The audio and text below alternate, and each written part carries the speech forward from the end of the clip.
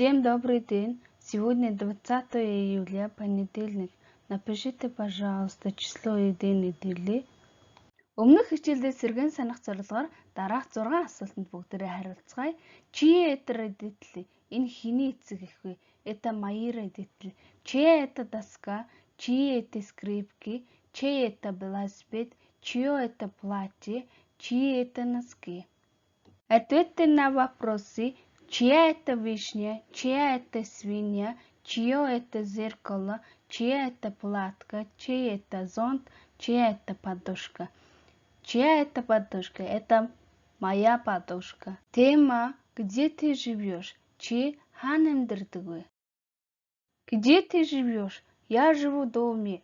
Я живу в Монголии. Я живу в городе. Жить амьдрах. Где хаана амьдрах?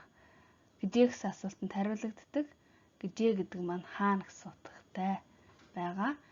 Я живу в доме. Би байшинд амьдардаг. Ты живешь в юрте? Чи гэрт амьдардаг уу? Она живет в юрте. Мы живем в квартире. Вы живете в общежитии. Они живут в доме. Өгүүлбэрийг зөв дараалалд оруулан бичнэ. Жить с кем? Я живу с родителями. Ты живешь с мамой. Она живет с братом. Мы живем с дедушкой. Вы живете с бабушкой. Они живут с папой. С кем гэдэг маань хинтээ?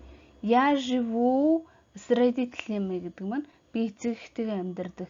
Үргэлжлүүлэн та бүхэн үлдсэн 5 өгүүлбэрээ орчуулан бичээрэй. Ответьте на вопросы. Образец. С кем живет твоя подруга? Моя подруга живет с мамой. Энэ загварын дагуу дараах 5 асуултанд хариулаарай. Ответьте на вопросы. Та бүхэн дараах 8 асуултанд хариулаарай. Спасибо за внимание.